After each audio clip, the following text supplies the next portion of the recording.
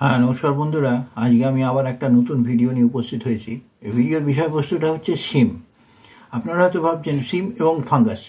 আপনারা হয়তো ভাবছেন যে সিম তো মোবাইলই লাগে, তাতে আবার ফাঙ্গাস ধরে কী করে। এটা সেই সিম নয়, এটা হচ্ছে সেই সিম যে সিম আমরা রান্না করে খাই। এখন সেই সিমে একটা ফাঙ্গাস ঢুকেছে। এখন সেটা আমরা ল্যাবরেটরিতে যাব, গিয়ে দেখতে পারি, ল্যাবরেটরিতে আমরা যাব, গিয়ে দেখবো যে সেই ফাঙ্গাসটা কী গতি, তার গতি প্রকৃতি কী আছে। তা চলুন আমরা ল্যাবরেটরিতে যাই, গিয়ে দেখি সেই ফাঙ্গাসের বিষয়বস্তুটা কী বা কী পরিস্থিতি হয়ে রয়েছে। চলুন আমরা ল্যাবরেটরিতে যাই তাহলে।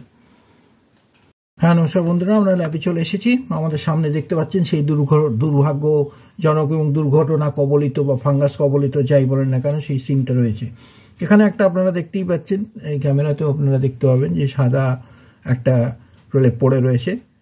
তা পরিষ্কার দেখাই যাচ্ছে এটা ফাঙ্গাস, এবং এর উল্টো পিঠটাতেও যথেষ্ট বড় ফাঙ্গাসের একটা লেয়ার এই জায়গাটা পড়ে রয়েছে। অর্থাৎ স্কিনটা আস্তে আস্তে ফাঙ্গাস কবলিত হয়ে গেছে। এবং পরিষ্কার আমি আগের ভিডিওতে বলেছি যে ফাঙ্গাসের রুট এর ভেতরে ঢুকেছে। তো যদিও এখনও পুরোপুরি ফাঙ্গাসটা সবল আকার ধারণ করতে পারেনি, এটা ইনিশিয়াল স্টেজ, এবং এটা ফ্রস্ট ফাঙ্গাসও হতে পারে, হোয়াইট ফ্রস্টও হতে পারে, আবার সোটি মোল্ডও হতে পারে। এখন ইনিশিয়ালি সব ফাঙ্গাসগুলোই এরকম সাদা দেখতে হয়, কারণ কী ফাঙ্গাস সেটা আমরা পরে পরীক্ষা করলে বুঝতে পারবো। তা আমরা এখন এটা একটা ডাইসেকশন করবো, করার পর এটা আমরা কালচারে দেবো। কালচারে দিলে তখন আমরা দেখতে পাবেন। তা আমরা প্রথমে এটাকে কিছুই না, এটা জাস্ট একটা সিমটাকে ডাইসেক্ট করে আমরা এটাকে ফাঙ্গাস নিয়ে নেবো, এটাকে হোস্ট সমেতই নেবো, কারণ যেহেতু ফাঙ্গাসটা ইনিশিয়ালি উইক স্টেজে রয়েছে বলে আমাদের এটা হোস্ট সমেত নিতে হবে। আমরা এই জায়গাটা থেকে এটা পুরোটা নিয়ে নেবো। মোটামুটি এইটুকু নিলেই আমাদের আশা করছি হয়ে যাবে, যেটুকু আমরা যেটা করতে চাইছি আমাদের কাজটা এটা হয়ে যাবে। দেখো সাবধানে করতে হবে, কারণ যেহেতু স্ক্যালপেলটা অসম্ভব শার্প, দুদিকেই হোস্ট আছে, সুতরাং আমাদের এটার অসুবিধা হবে না। আমরা এই টুকরোটা নিয়ে নিলে আমাদের ফাঙ্গাস মোটামুটি ডাইসেক্টেড হয়ে গেল।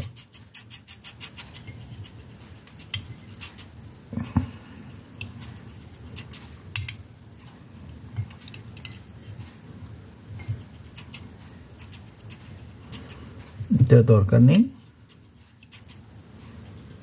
এইটুকু হোস্টই আমাদের যথেষ্ট, এই হোস্টটাই আমাদের যথেষ্ট। আমরা নিয়ে নিলাম। আচ্ছা, এরপরে আমরা কাঁচের ফ্লাস্ক ইউজ করব। ফ্লাস্ক আপনারা দেখতে পাচ্ছেন, এই হচ্ছে আমাদের ফ্লাস্ক। আমরা এই দুটোকে রিমুভ করে সরিয়ে দিতে পারি, আমাদের এটা দরকার নেই আর। এই আমাদের কালচার ফ্লাস্ক। আর আমাদের সামনে রয়েছে eosin methylene blue culture media. এটা অত্যন্ত সেন্সিটিভ, এটা সোডিয়াম ডিফারেন্সিয়াল আগারের থেকেও সেন্সিটিভ।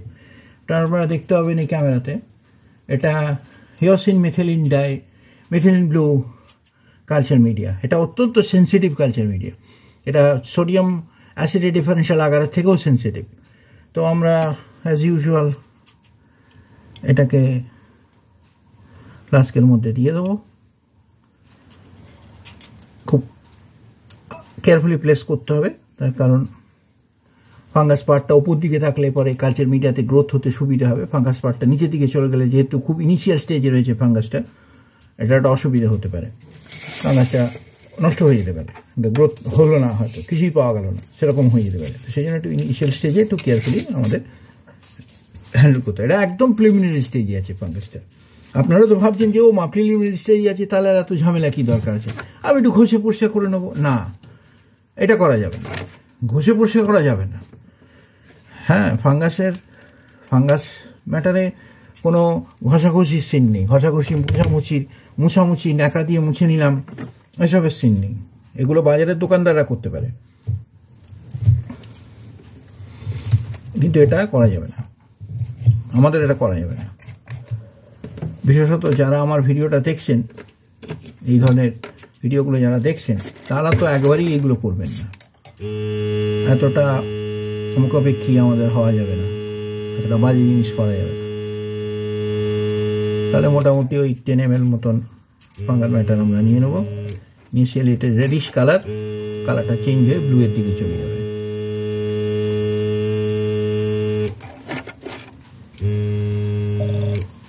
তাহলে এই হলো আমাদের আপাতত কালচার মিডিয়া নেওয়া শেষ হয়ে গেল, পেপারটা ডিসকার্ডেড, আমাদের মিডিয়া কমপ্লিট। আমরা এটা এবার কর্ক করে ফেলব।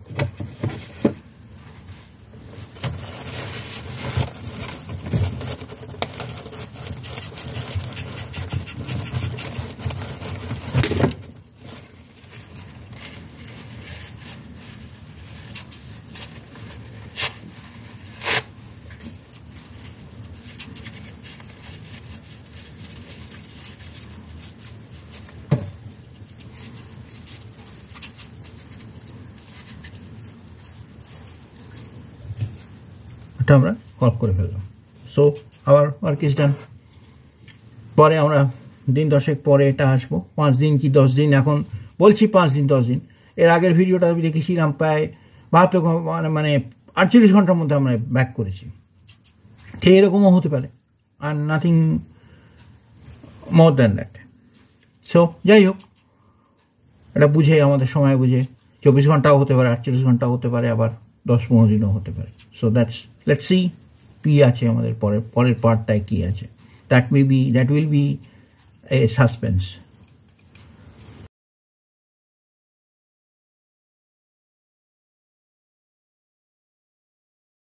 নমস্কার বন্ধুরা, আমরা ফেরত এসেছি।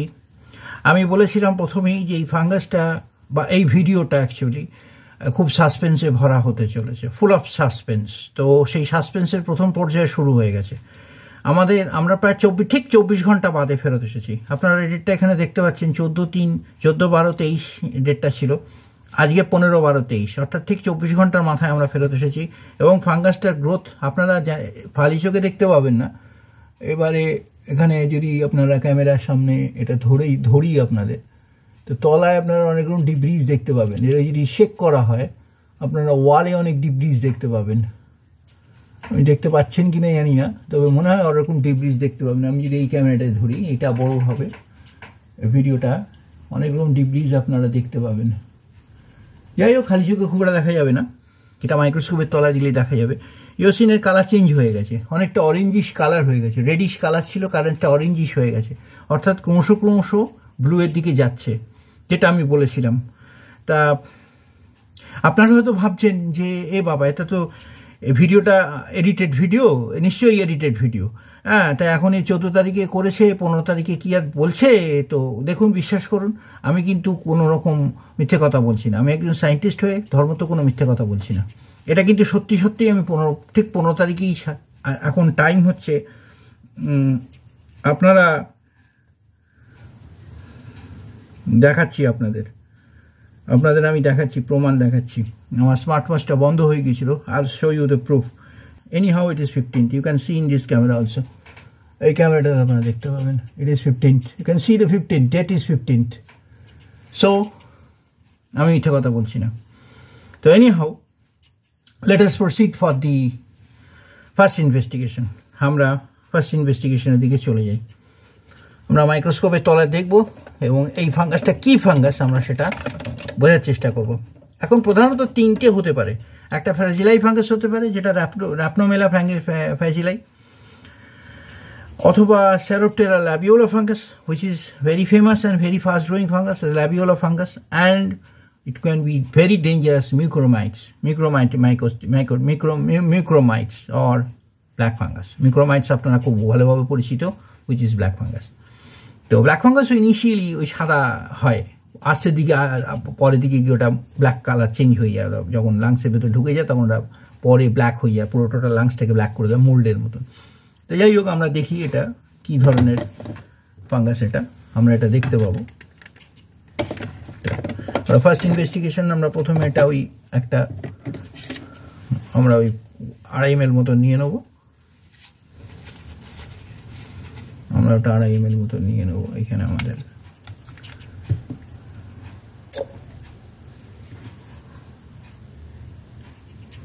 দেখেছেন অসম্ভব গ্রোথ হয়ে গেছে এবং কালচার মিডিয়াটা খুব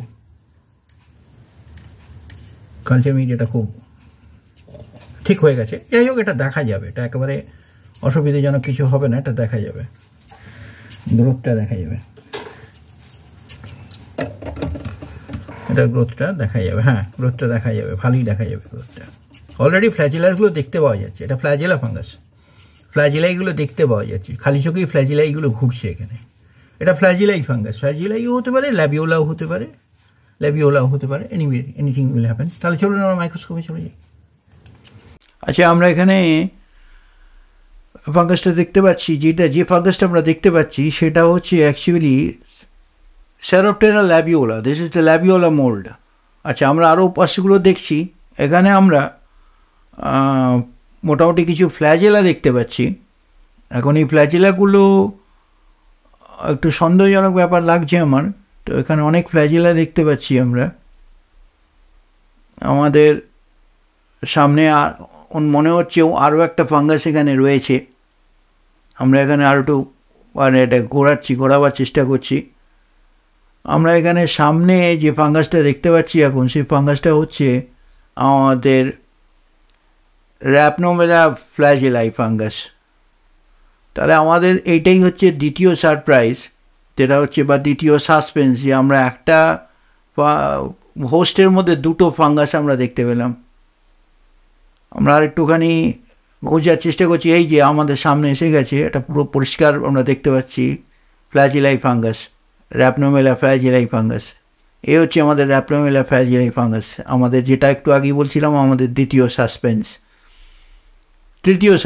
এটা প্রথম সাসপেন্স, দ্বিতীয় সাসপেন্স, এই হচ্ছে আমাদের দ্বিতীয় সাসপেন্স।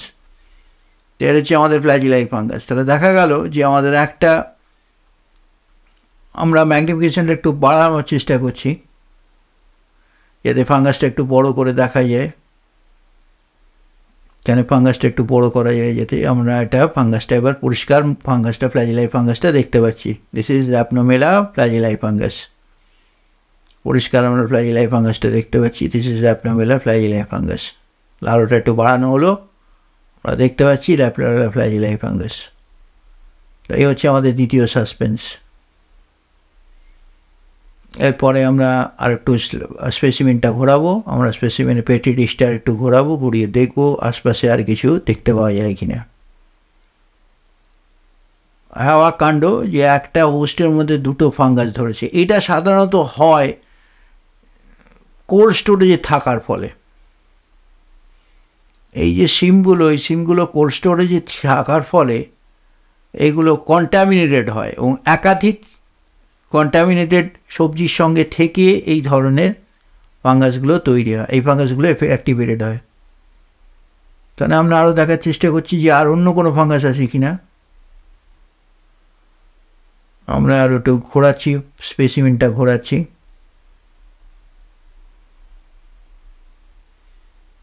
আবার স্পেসিমেনটা ঘোরাচ্ছি, স্পেনের স্লাইডটা ঘোরাচ্ছি।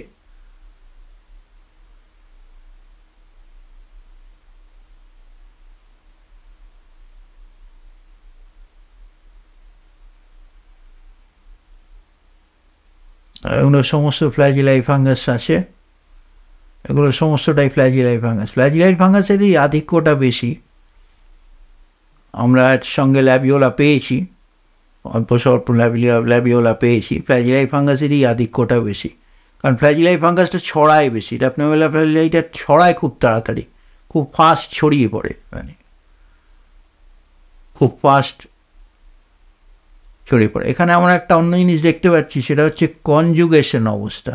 এই হচ্ছে আমাদের তৃতীয় এবং সম্ভবত শেষ সাসপেন্স। এখানে একটা কনজুগাল অবস্থায় আমরা দেখতে পাচ্ছি র্যাবিওলা এবং ফ্ল্যাজেলাই ফাঙ্গাসের কনজুগেশন। এটা ভারী অদ্ভুত জিনিস একটা, যদিও ওটা প্রাকৃতিক ঘটনা। ওটা দুটো ফাঙ্গাসের মিলন বা কনজুগেশন আমরা দেখতে পাচ্ছি এখানে। ফ্ল্যাজেলাই ফিমেল এবং র্যাপিওলা আমাদের ল্যাবিওলা mail. This is the conjugation, and this is the third suspense of our first investigation.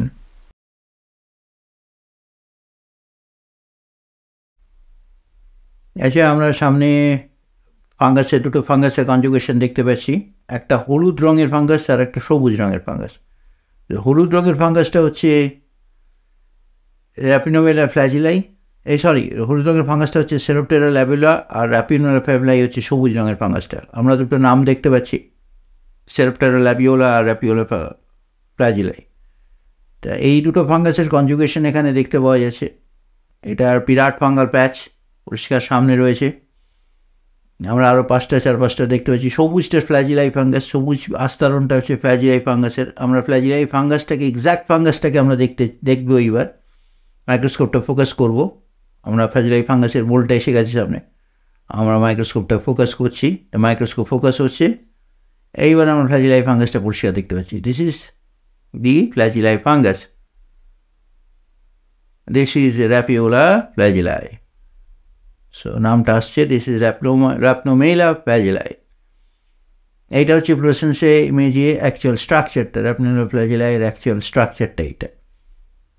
এর ভেতরে মাইক্রোটক্সিনগুলো রয়েছে। দুটো ফাঙ্গাসের উপস্থিতি পরিষ্কার দেখা গেল, দুটো ফাঙ্গাসের উপস্থিতি। আর আরও আশপাশটা আমরা দেখার চেষ্টা করছি। ফ্ল্যাজিলাইয়ের এইটা পুরোটাই ফ্ল্যাজিলাই। আমরা দেখছি যে ফ্ল্যাজিলাইয়ের আশপাশে আর কি আছে। এর মধ্যে আমাদের ল্যাবিওলা রয়েছে, ফ্ল্যাজিলাইয়ের মধ্যেই ল্যাবিওলা ইন্টিগ্রেটেড হয়েছে বা ইন্টারটয়েন্ড হয়ে রয়েছে। কনজুগেশন যেটাকে বলা হয় আমাদের, দ্য ফাঙ্গাল কনজুগেশন। এখানে ফ্ল্যাজিলাই রয়েছে এবং ফ্ল্যাজিলাইয়ের উপরে ল্যাবিওলা রয়েছে। অনেক সময় ল্যাবিওলার উপরে ফ্ল্যাজিলাই, ফ্ল্যাজিলাইয়ের কখনো ফ্ল্যাজিওলার উপরে ল্যাবিলাই, কখনো ল্যাবিওলার উপরে ফ্ল্যাজিলাই, এরকম চলছে আর কি ব্যাপারটা। দুটো ইন্টারটয়েন্ড হয়ে রয়েছে। এটা একটা অদ্ভুত দৃশ্য যে দুটো ফাঙ্গাস একসঙ্গে, ডিফারেন্ট গ্রুপের ফাঙ্গাস একসঙ্গে এক জায়গায় রয়েছে। এটা মূলত হয় কন্টামিনেশনের থেকে। সেটাই হচ্ছে আমাদের শিমের ফ্লোরেসেন্স ইমেজ, ফাঙ্গাসের ফ্লোরেসেন্স ইমেজ। তাহলে এই পর্যন্ত।